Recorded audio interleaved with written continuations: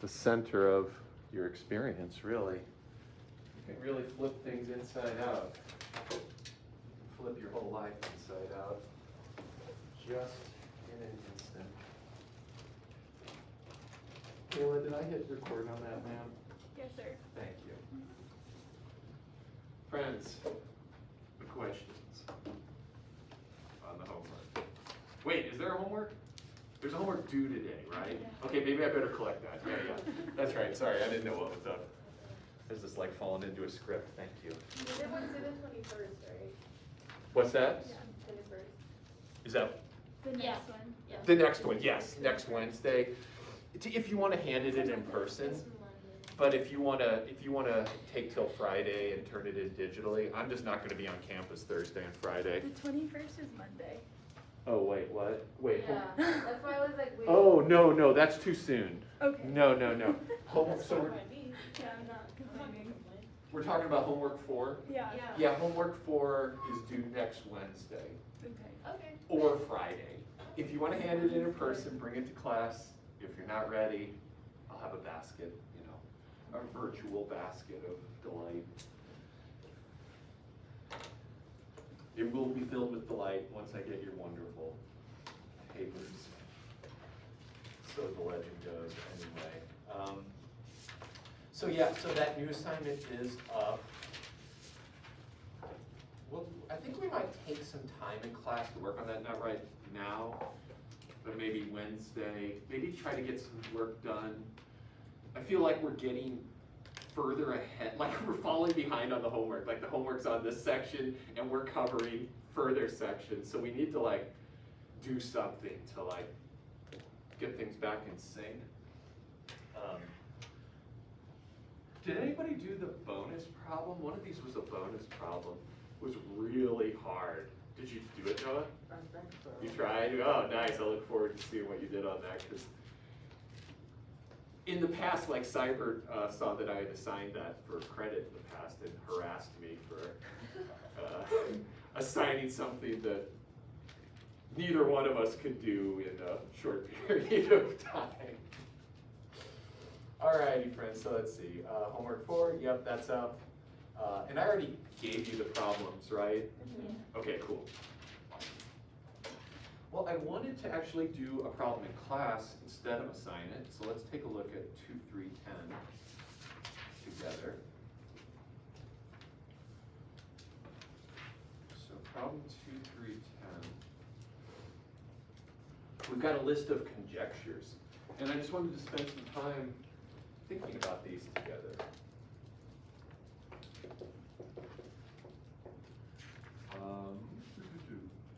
So consider these conjectures. Or do we think this is true or false? If we think it's false, can we provide a counterexample? So let's look at the first one.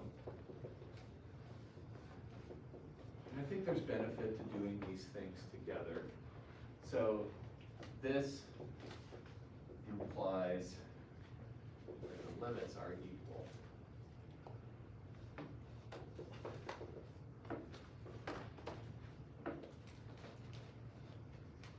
Take a few minutes. Do we think this is legit? We certainly know that the other way is legit. The other direction is actually, let's see, which is it? It is Theorem 2332. So it's Theorem 2332.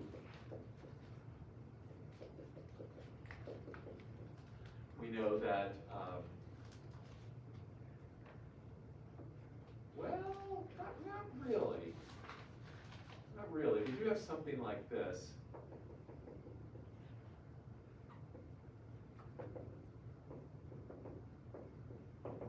We know that the limit of a sub n plus b sub n is equal to a plus b. And we also know this. So we know these two facts. Assuming the limits exist, then this follows. Some limit of the sum is the sum of the limits, and we can bring this constant out. So from these two, we could actually deduce the following. That this lim, a sub n minus b sub n, is equal to a minus b. Do you see how we can put those two together to get that? So what is the difference here? What is going on over here? Let's take a minute. Think about, is that new? Is that the same?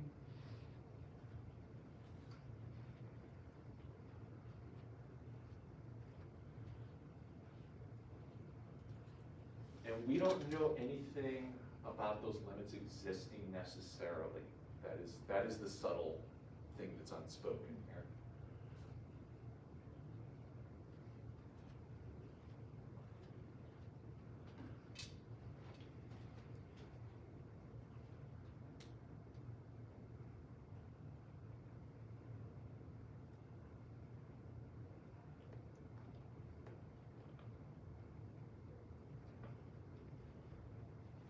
I have to think a little outside the box. Sorry, I'm blocking your view, Kayla. I know you're doing a contemplative gaze on it.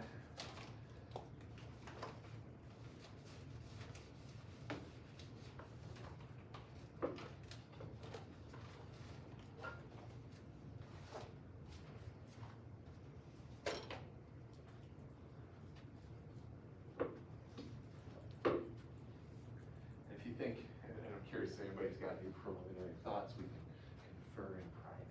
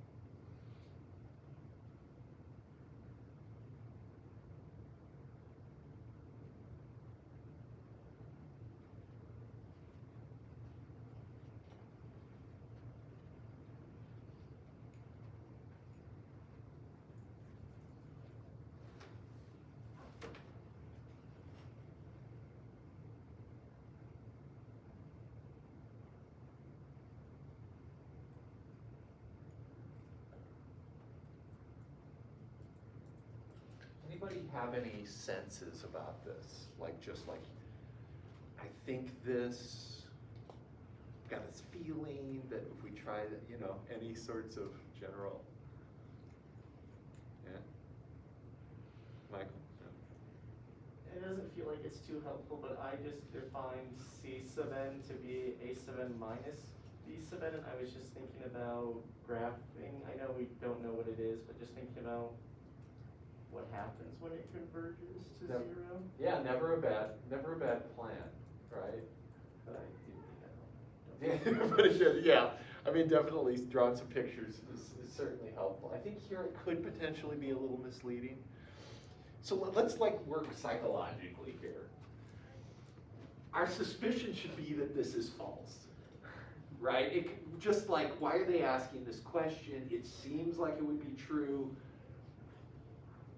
but it's just like they're asking it because it's probably false. So let's just think, is there a way we could produce some things where this happens, but this doesn't happen? And let me give you another hint. If the limit is infinite, that does not exist. So, if we have, I don't know, if I write it, it'll be all over. I can't write it. Does that help?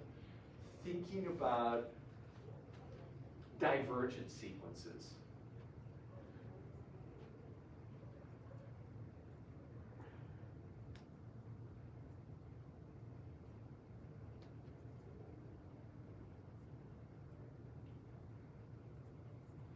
And maybe just what's a basic divergent sequence without getting too fancy? Kayla, yeah. Are you talking about if they're both divergent sequences, then subtracting subtracting the two limits doesn't actually mean that they're convergent at 0? Yes. Okay. Yes. So can we create a couple divergent sequences that cancel each other out? 1 over n. What's that? Isn't 1 over n divergent? So I like that you're P is thinking less that, than but 1. this, you're thinking of this, and that's definitely divergent, but 1 over n as a sequence goes to 0. Okay, dang it. No, that's good thinking though.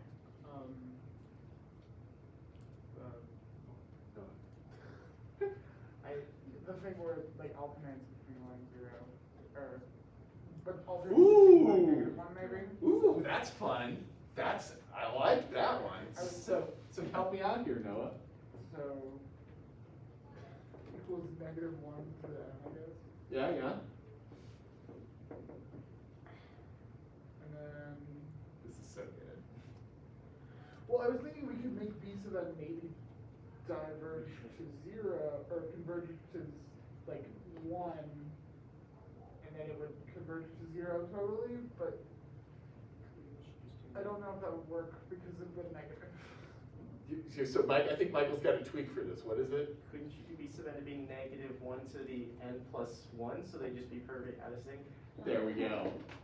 So if you just do this is great. I wasn't even thinking this one. So great job on that inspiration. And then thank you for bringing us home, Michael. Does everybody see this? They're perfectly out of sync. One's 1 while the other one's -1, and they always cancel each other out. So here we have a sub n minus b sub n just equals 0 for all n. They always cancel each other out. If you don't like this, how about this? It's equal to negative. Oh wait, no wait, we don't want it. So Trinity, I was like, I could tell you're like not buying this. That would be if there was a plus here, right? Yeah. So we can actually just make them the same sequence. There we go. Go n plus 1. And then have what? Sorry. Well, because if it is that +1, then if you're minusing it, it's just going to double it. It doubles it, yeah, and we don't get this. So Oopsie. yeah, so if we had plus here and you were selling me on it and I was seeing plus there, that would have been the way to go. But I think right here we'll just make them both identical and this, but the limits do not exist over here. So they can't be equal at all. Kayla, talk to me. No, I agree. I had to double check. You double check? Yeah. Cool. I was thinking of something a little cheesier. This isn't cheesy at all. This is beautiful. So by the way, so not cheesier, cheesy on its own. Just kind of lame like that. If we wanted to even do make them slightly different, maybe that. That's slightly more interesting, and I think we're good to go on both these things that we don't have the conclusion because the limits still don't exist. Okay, any questions on that, friends? We'll have some more puzzle time. So let's see, the next 1, 2, 3, that was 10 that we were doing? Yeah. What about this one?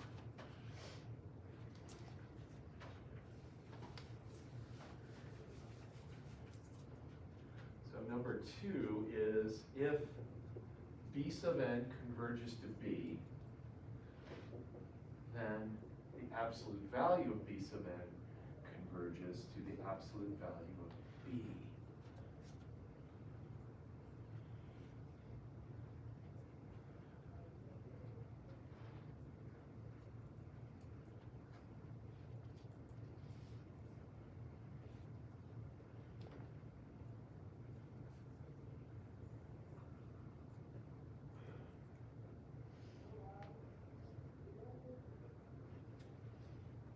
What problem is this one?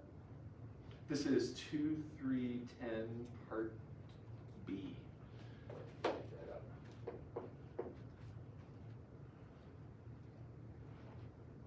You might want to look through the chapters. Kind of gives us a chance to pull some things together.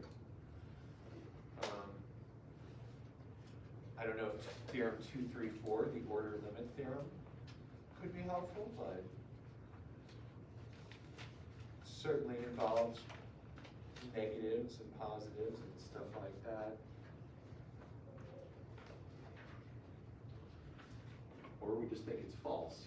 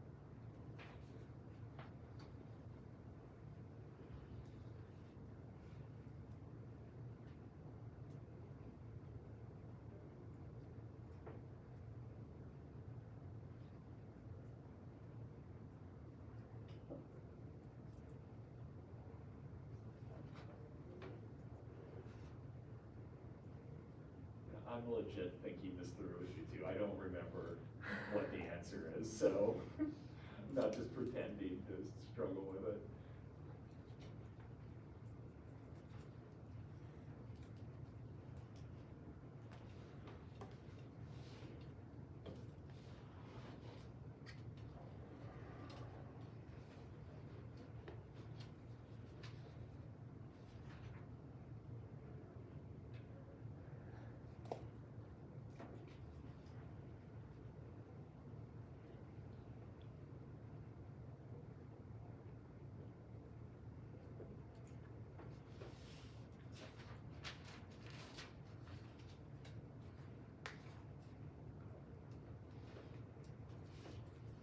Any gut feelings? I think I've kind of got a gut feeling about it.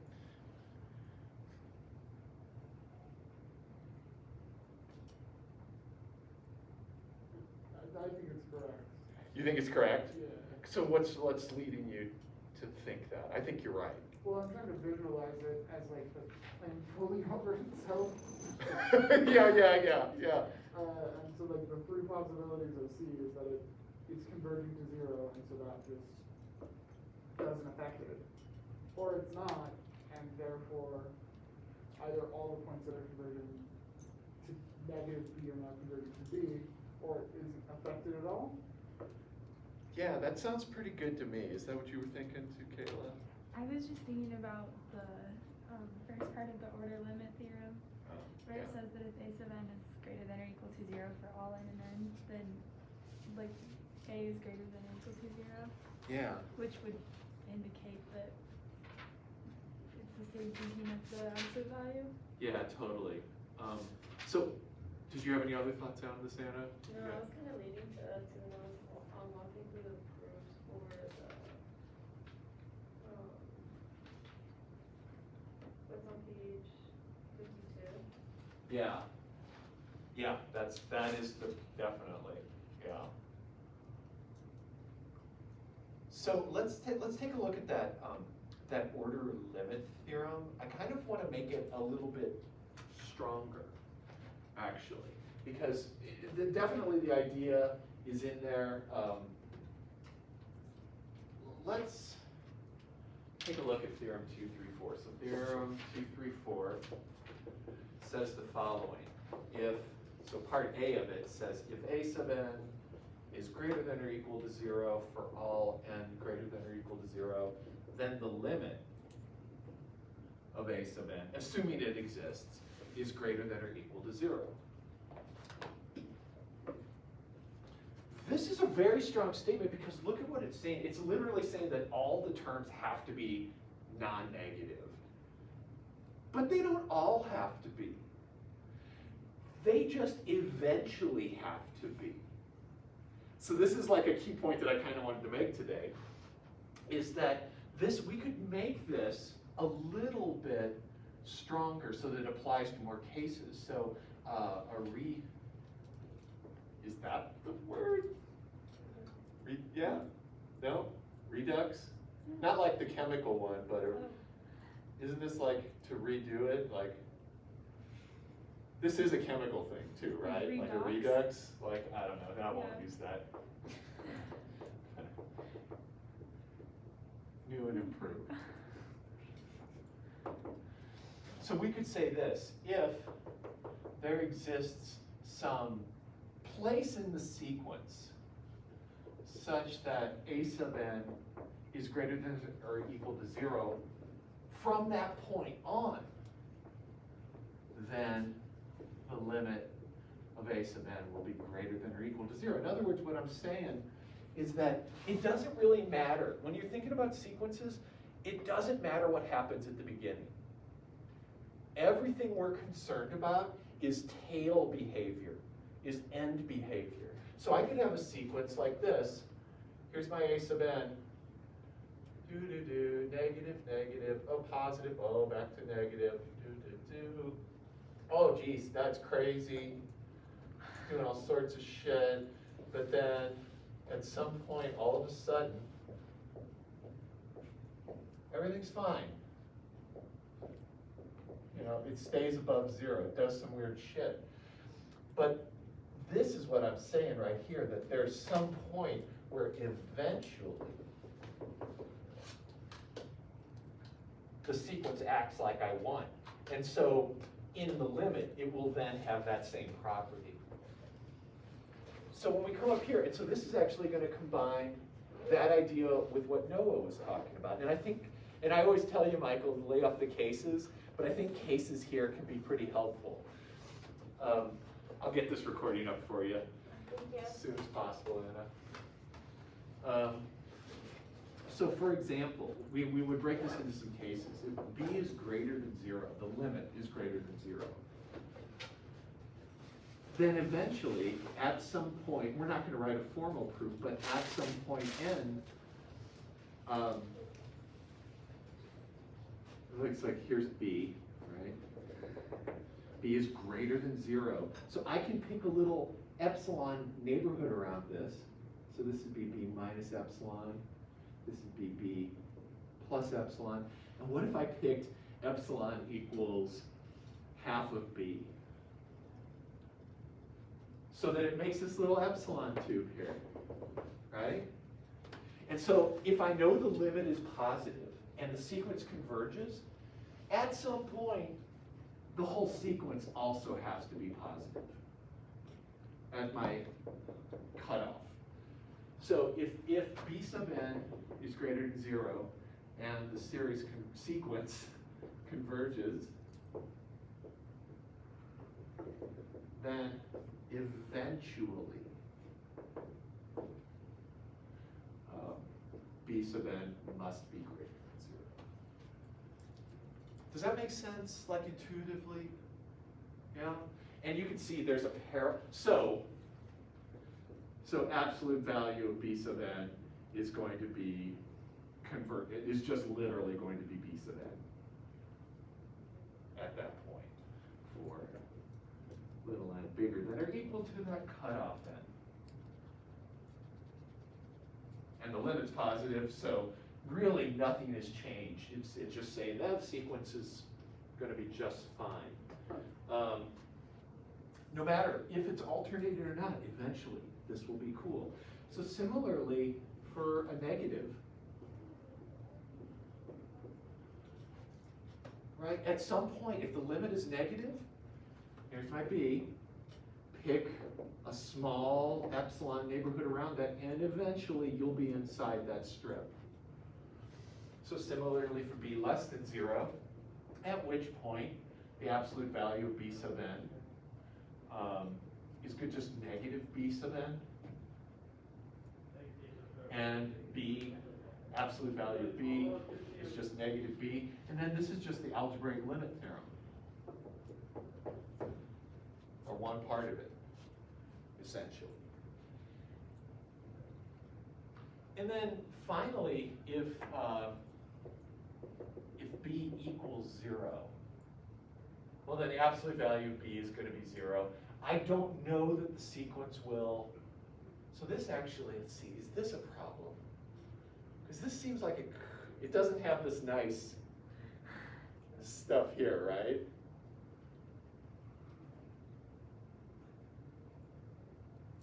Let's see, so if the limit is the absolute value,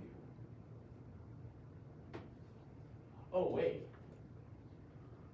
okay, oh no, everything's cool. For some reason I was thinking we were going the other way.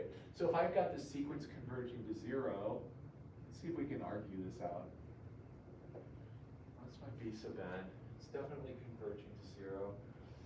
why does the absolute value also converge?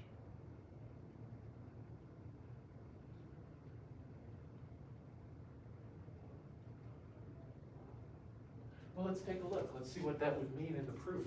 We might have to get a little proof action going on here. Because I'm a little worried. I don't want to make a bold claim, and I don't see an easy argument like this, but what would it mean to have this happen? So we know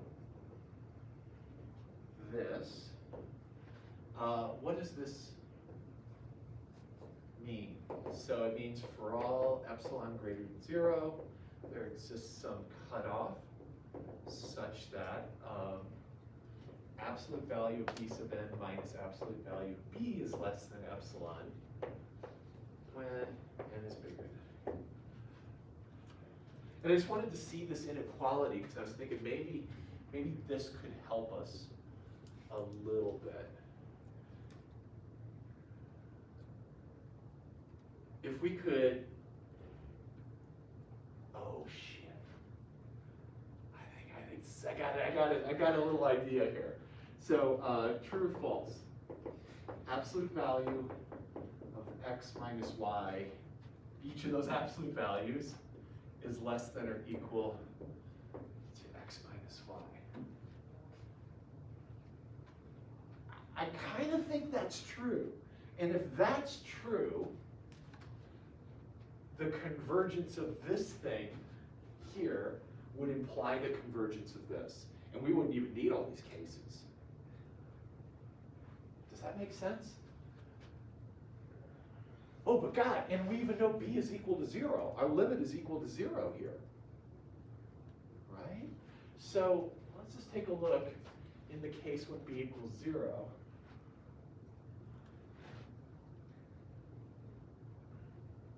Oh, you guys.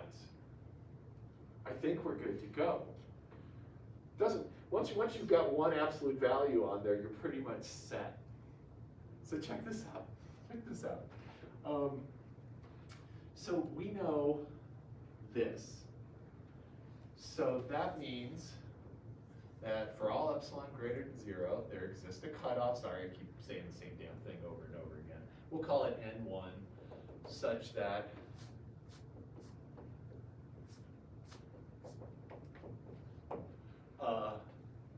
and let's put a 0 here, sorry. So this.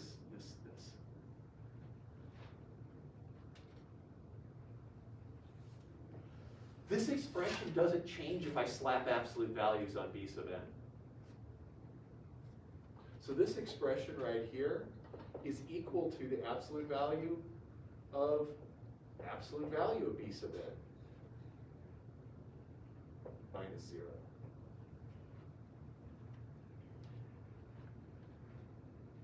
And so once we actually know the original sequence converges to 0, this is literally equal to that. We can use the same n. And so use this same n1. Thus, this also holds true when we're bigger than or equal to n. And so absolute value of b sub n also converges to 0. I think that's pretty good proof. Check it out. Make sure it makes sense. It's not super deep. It's just like observing that the absolute value of the absolute value is just one absolute value's worth of absolute value. It's a lot of absolute values in a sentence. I also think this is true, and I think that we could have used this for to knock out a whole proof of the entire thing, because, so like, why would this be true? Think about, you've got two real numbers, x and y. Worst case scenario is their opposite sign, and then that absolute value is the distance between them is a pretty big thing. But if you flip one, if you take the absolute value, so like take x and y, and then look at absolute value of x, which is positive here, and absolute value of y, they get closer. You're moving them to the same side. So I'm pretty positive this is true, and I think the whole proof could just rely on this because, so this is the proof. I'm not gonna write the proof out. This is the proof key right here, where we just know this.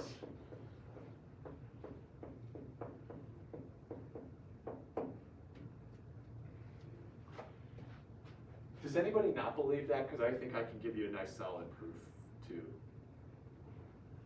Okay, I'm gonna give you a solid proof. Nobody cares. Well, isn't that just like the triangle inequality? Yeah, it's some triangle inequality shit. Absolutely, Noah. You just have to kind of tweak it. Let me just write it out to make sure everybody believes me and I'm on solid ground.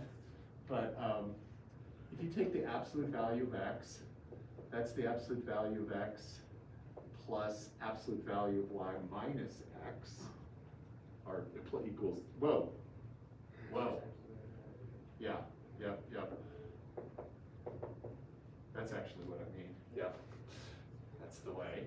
And then that's less than or equal to this, the triangle inequality, and then subtracting the, there we go. And you can play this in the other direction too. And you can also show similarly that the absolute value of y minus absolute value of x is less than or equal to x minus y. So the result follows of that. Either the positive or negative version of this thing is less than or equal to this. And that's basically what we're saying over there. Cool. I feel pretty good about this. I feel like we're 100% right. We've actually done some proof stuff to bring it. Is the opposite true? So the original implication was this.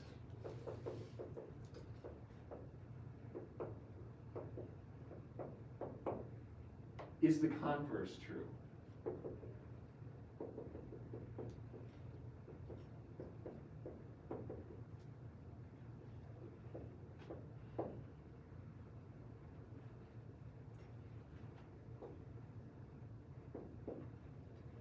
They don't ask us this, but we're asking. We'll ask ourselves this.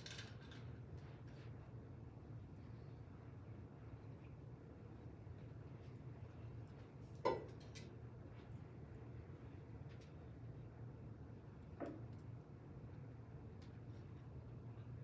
gonna run the rest for perfect time for that.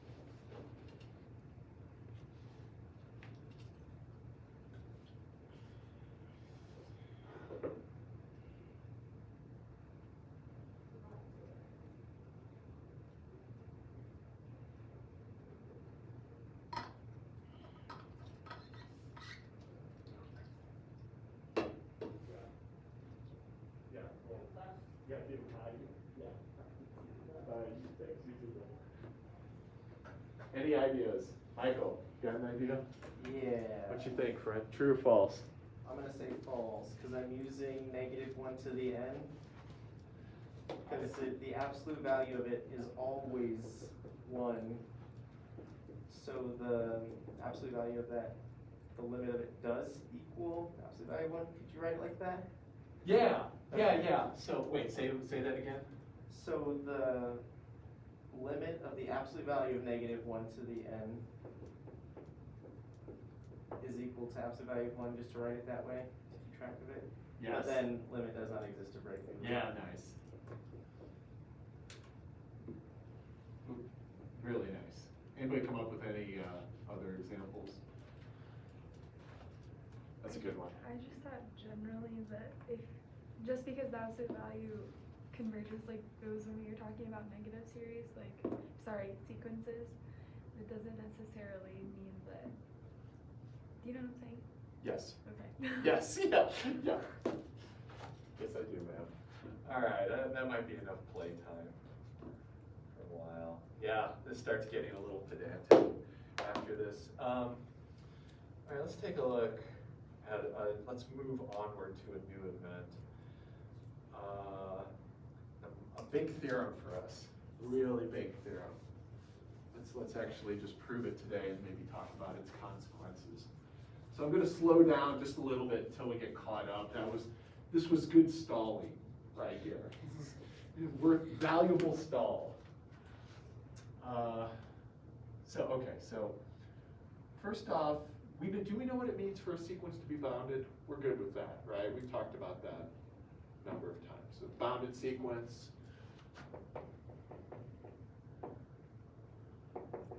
There exists some M such that and this is the compact version. You could get different lower and upper bounds, but once you know this, you can then decide what those are going to be based on the sup and inf, and gets really good upper and lower bounds. Do we know what this means?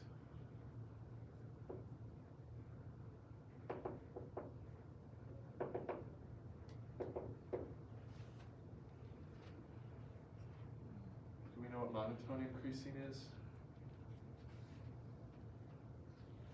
Not 100% solidly. So this just means that if x sub n is less than or equal to x sub n plus 1 for all n. We could also have a definition of this. We could talk about eventually monotone increasing. So eventually this happens. Maybe at the beginning it's like weird and funky, there's no pattern, but eventually the sequence looks like this.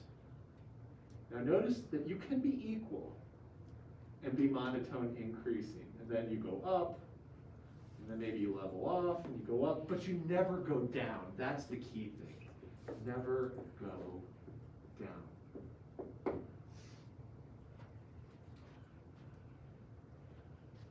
If we add the word strictly, then this becomes a strict less than sign over here. So strictly monotone increasing would be this beast right here.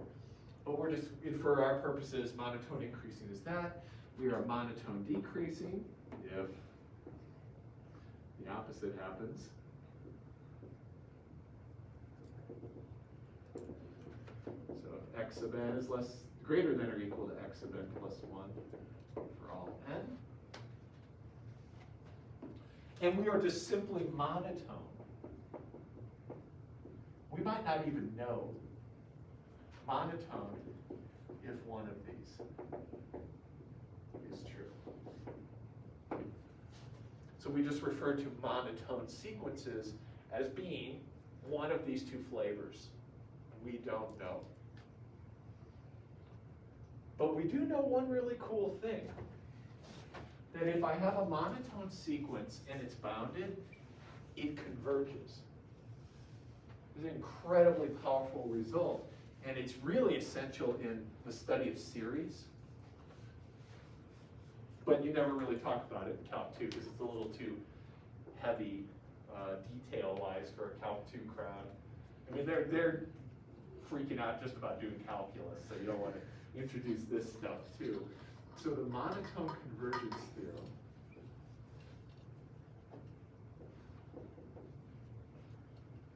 says the following.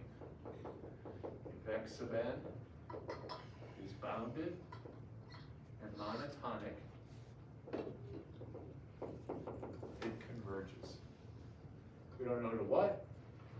We're gonna find out what. We're actually gonna build the limit in the proof, but the statement of the theorem doesn't include that. So maybe we can work this through together.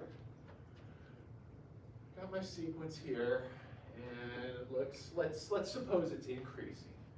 So proof, suppose, without loss of generality, W log, right? That x sub n is monotone increasing. So, Yes, sir. without loss of generality, can be any increasing, or that it applies if it's decreasing too, but we're just gonna pretend it's The proof would have to be redone for a decreasing one with a subtle twist that we'll make a note about. Alright. So this is true for all x sub n monotone increases? Yes, sir. Yes, absolutely. So let's put a little note. We'll handle monotone decreasing with a sentence. Later. It'll just be an observation about the proof that we're about to do. So our sequence looks like this.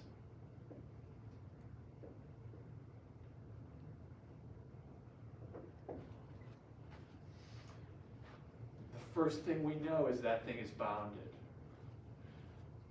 So since x sub n is bounded, there's some m such that that holds true for all n.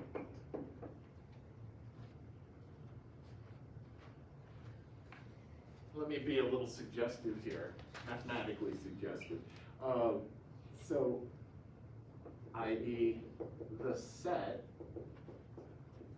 x sub n, so I'm literally thinking of it as a collection of points, is bounded. What do we know about bounded sets?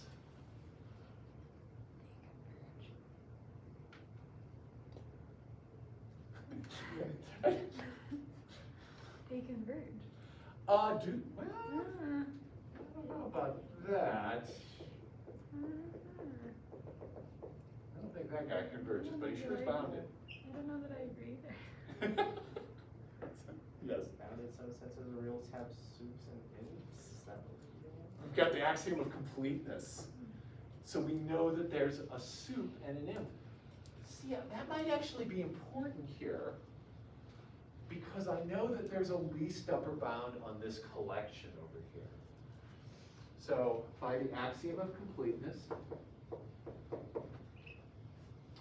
we know that the sup, and let's call it S, equals sup of x sub n, exists. So let's draw it on the picture. There's sup S.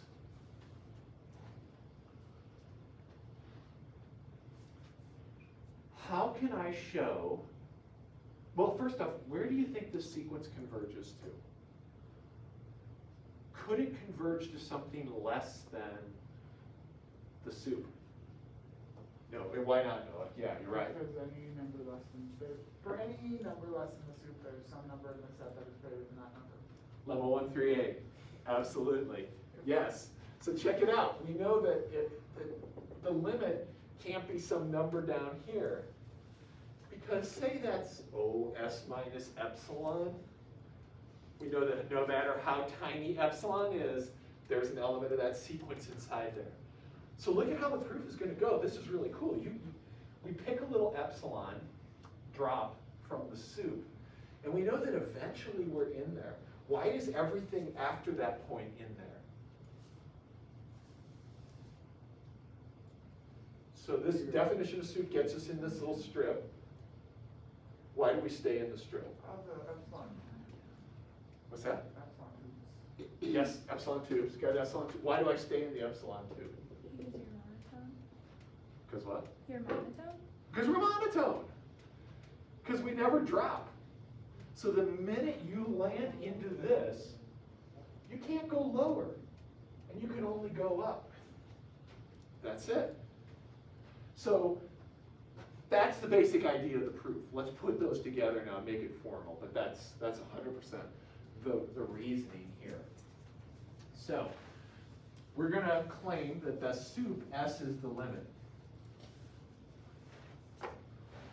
Claim that this sequence x sub n converges to that sup.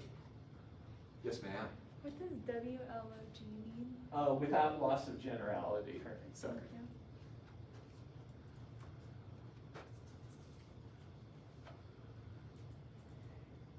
So, and I don't think I need these here, but we'll just claim x sub n converges to S. So we pick an epsilon to do that. We're going to use the definition of limit. Take epsilon greater than 0. How do I get my capital N? How do I get my first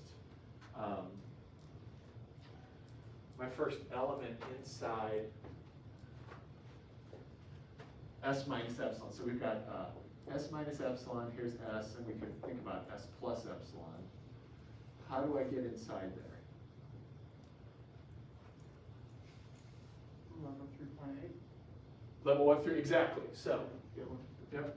So by lemma 1, 3, 8, there exists some x sub, and we'll just call it capital N,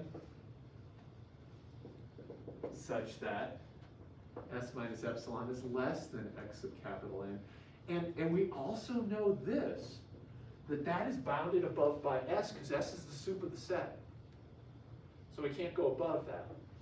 And make a little note here that this is less than S plus epsilon, because we like to have those full epsilon tubes, right? Just because epsilon is positive. So this is actually superfluous to our argument. Wow.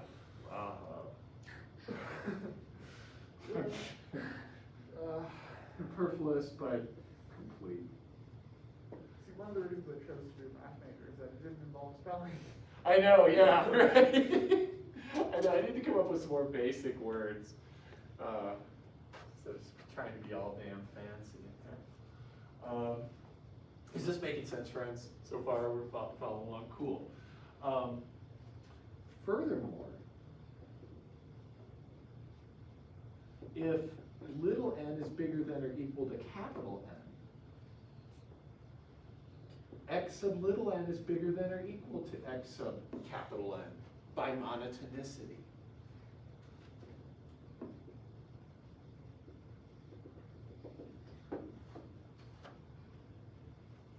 And now, he's got to fit this inside here. Us. S minus epsilon is less than x sub capital N, which is less than or equal to x sub little n, when little n is bigger than or equal to capital N. And that is still just an element of the set, so it's less than the sup, which is less than S plus epsilon.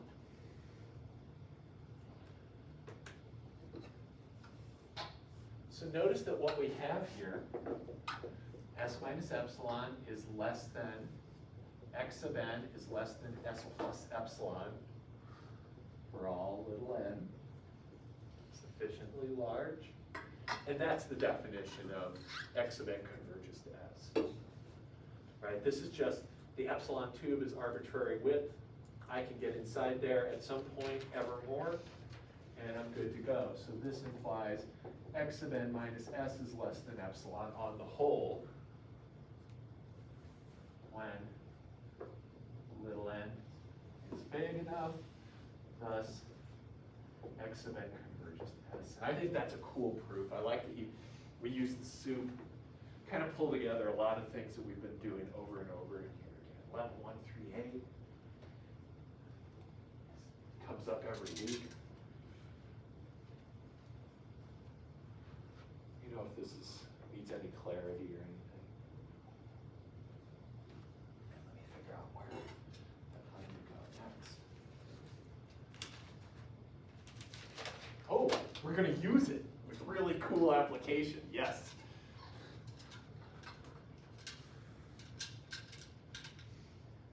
And something will finally make sense. I might have even done this for some of you in a class a long time ago and couldn't justify why it was okay.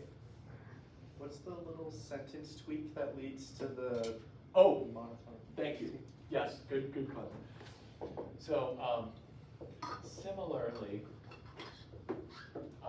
if x, thank you, Michael. If x is monotone decreasing, use s equals the infimum of x sub n, and then proceed, basically. I think it all, the inequalities get flipped, but it's the same argument. And proceed in a mirror-like way. That I've never written in a proof, but I like it.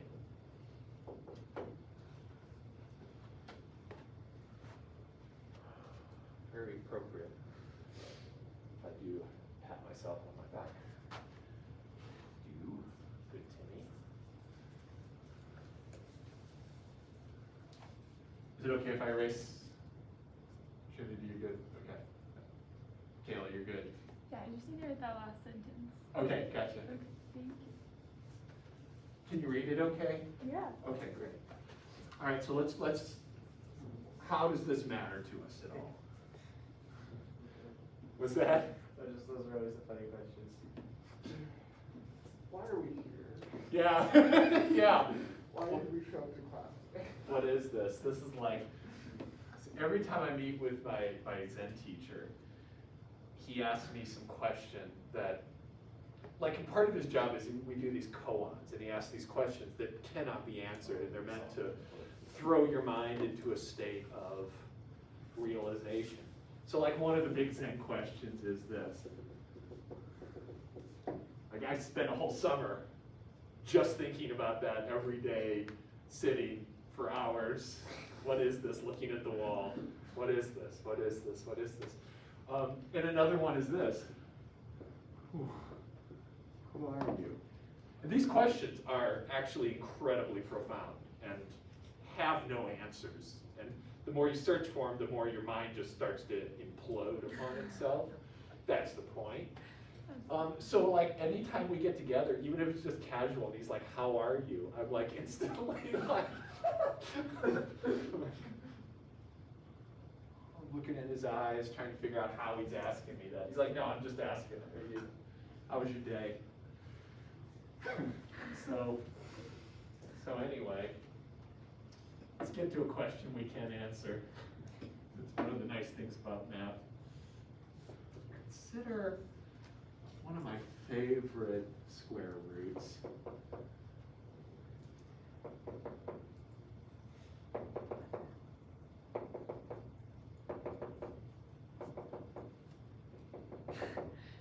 Forever and ever.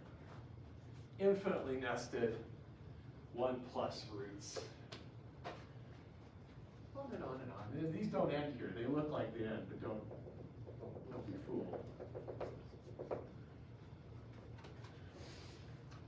First off, does this have any meaning? If it does, what is it equal to? So, questions. Does this have meaning? Because not everything we write has meaning, even if it looks like it does. 1, 2, if so, and the answer is yes to the first one. If so, what does it equal? Right, so this question of does it have meaning, this was part of Gödel's thesis when he wrote the incompleteness theorem. Part of it was that if you have a sufficiently advanced language, you're always going to be able to write things in it that cannot be proven true or false. So Gödel proved this, which is just freaking amazing, right? And in the process actually created the idea of the template for the modern computer, because he envisioned this machine that would just spit out a stream of symbols, and it was automated. I don't know why I feel the urge to make this machine more complete here, but it just would randomly type out symbols and generate statements and things like that. Who's Gödel? What's that? Who is Gödel? Gödel. So you should definitely, here, check this book out. It's a graphic novel. I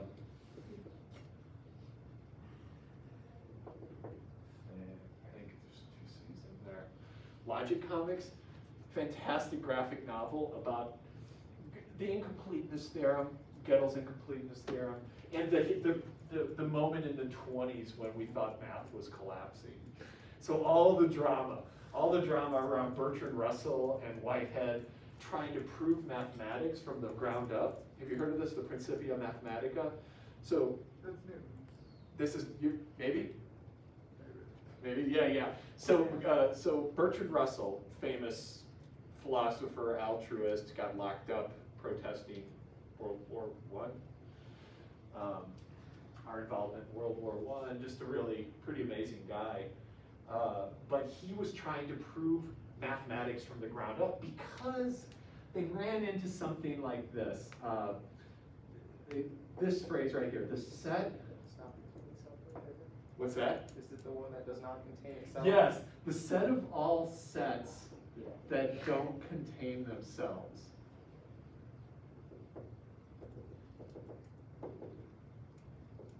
So this somebody proposed this idea.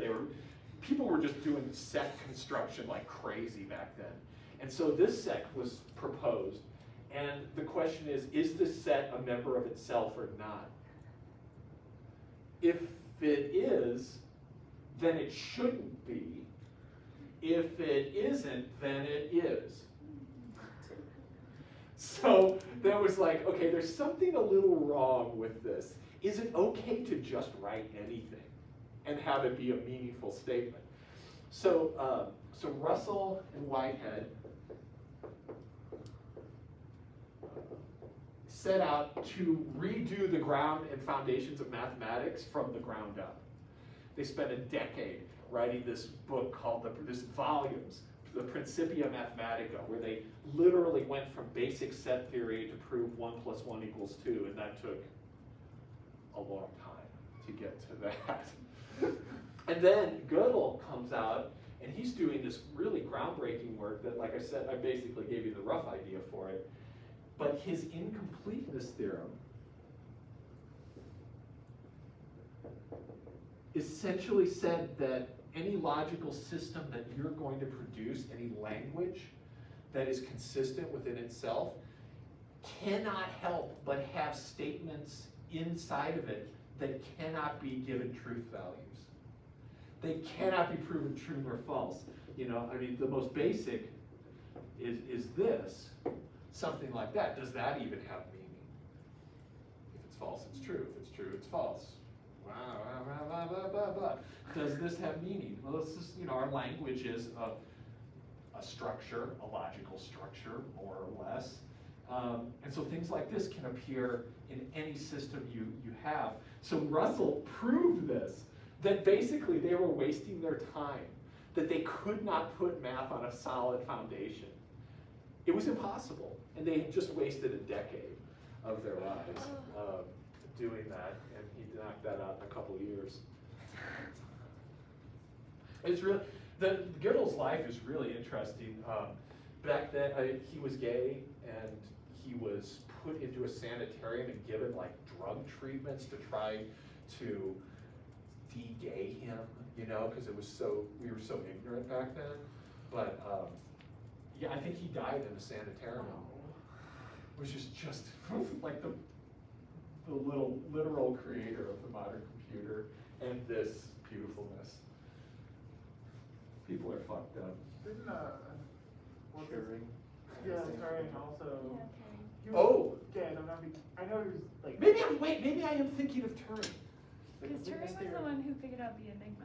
Yes, Turing was the one who was locked up. Okay, Turing. He wasn't, I think he got, like, I just forgot what that word is. Well, he was during World War II. That was World War II. That was World War II. I'll have to check on my, okay, I But he might was have also just gay, and he- fabricated some history. But he did receive really, like, shitty, like, basically he saved, you know, the Yes. Allies, and then they were like, thanks. Yeah. Live the rest of your life in solitude and sadness. That's definitely true. Yeah. What I said may or may not be true. It cannot be verified with a truth value, I would have to say right now. Okay, listen, so I just got off on a tangent there. So does this have meaning? Yes. So this is pretty straightforward. To get at this though, we have to think about a sequence. So we get at this by thinking of it sequentially. And what we're going to do is define s sub n plus 1 equals the square root of 1 plus s sub n. So I'm going to do this recursive definition. And we're going to initialize this. Let's let s sub 1 equal 0. And then you'll notice that this does the trick.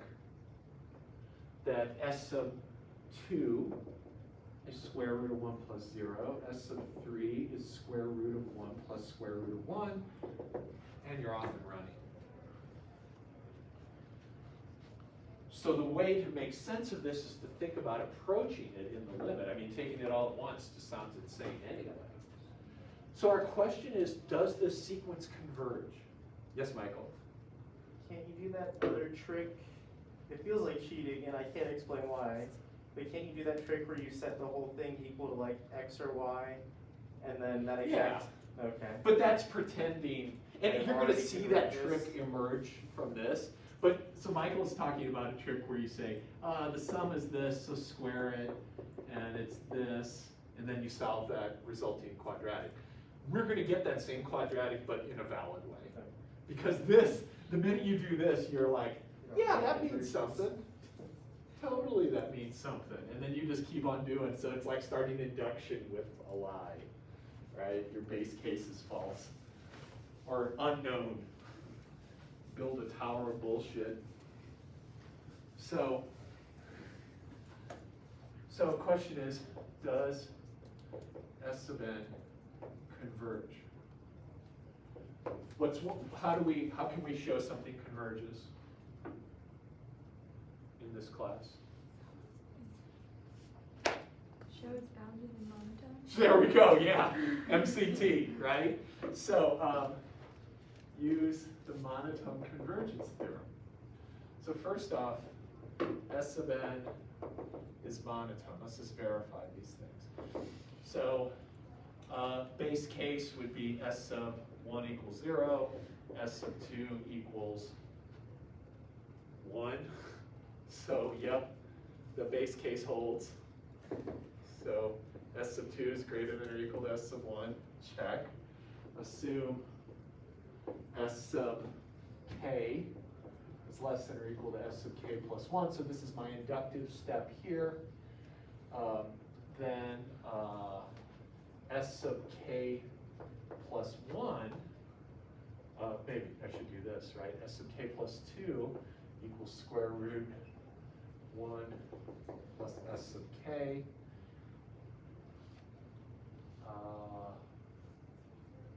And then this is greater than or equal to, oh shit. Oh, that's, yeah, okay, that was a little scary. And then this is greater than or equal to square root of 1 plus S sub k by the inductive hypothesis. And this is literally the definition of sk plus 1. Does that make sense? So the inductive hypothesis came in here.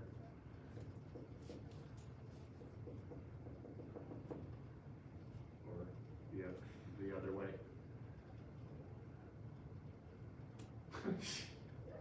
What am I doing? What am I fucking doing? Okay, that. Things are backwards and forwards, but that's all right. So yep, increasing our monotone increasing, and then bounded. Claim S sub k is less than or equal to 2. Just pick some clear upper bound here. So S sub 1 equals 0. That's less than or equal to 2. Check. Assume S sub k is less than or equal to 2. And S sub k plus 1 is square root of 1 plus S sub k. And that is less than or equal to the square root of 1 plus 2. And that's square root of 3. That's definitely less than 2. So, yay. So the sequence is bounded and monotonic. Therefore, it converges. Done. So by the MCT, S sub n converges. And now we can claim a limit.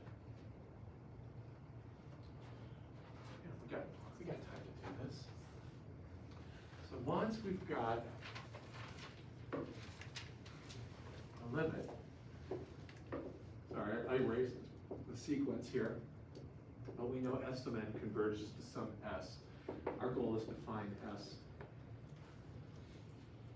So take the original relation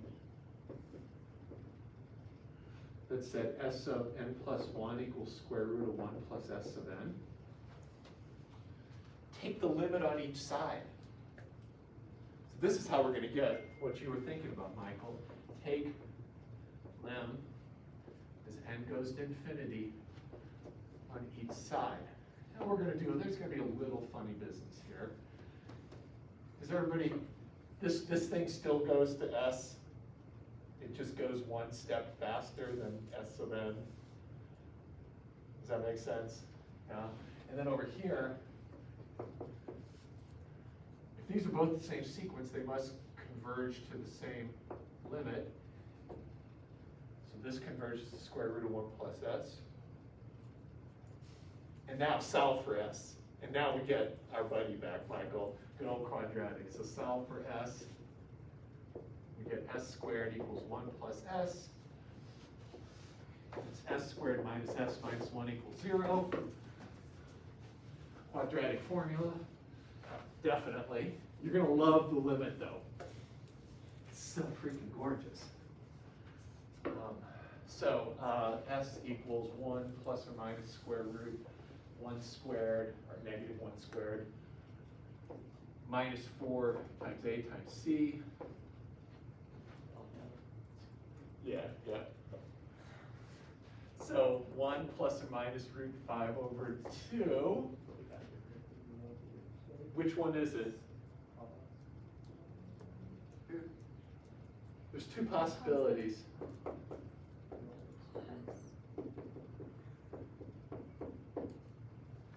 There's only positive stuff in there. Yeah, so by the limit order theorems, all our terms were positive. We're converging somewhere positive. This is actually negative. So our limit is this.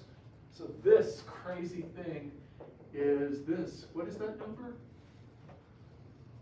What is that number? That's a special number.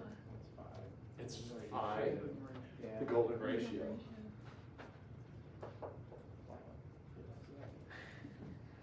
Isn't that freaking awesome? This is so cool. I would tell you, you can do it. You might want to do this for fun. I've definitely done this for fun many times, even though I know the surprise. It's like actually, oh.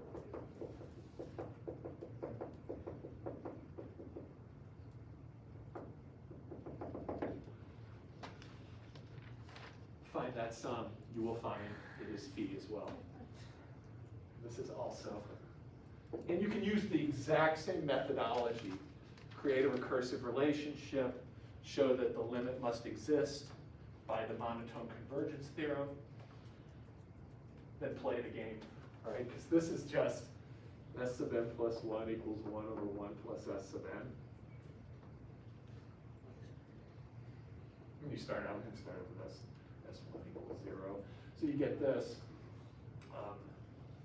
What you'll find is that along the way, you're just getting ratios of Fibonacci numbers. So what you'll see this, that this sum here is the next Fibonacci over the previous. And in fact, another beautiful fact of the world is that that ratio also converges to the ratio of subsequent Fibonacci terms. And so the Fibonacci stuff's all hidden in here. That one's probably a little harder to see. Thanks, everybody. That was a great day. I didn't even know this is where the day was going, but I'm always happy after our hikes together.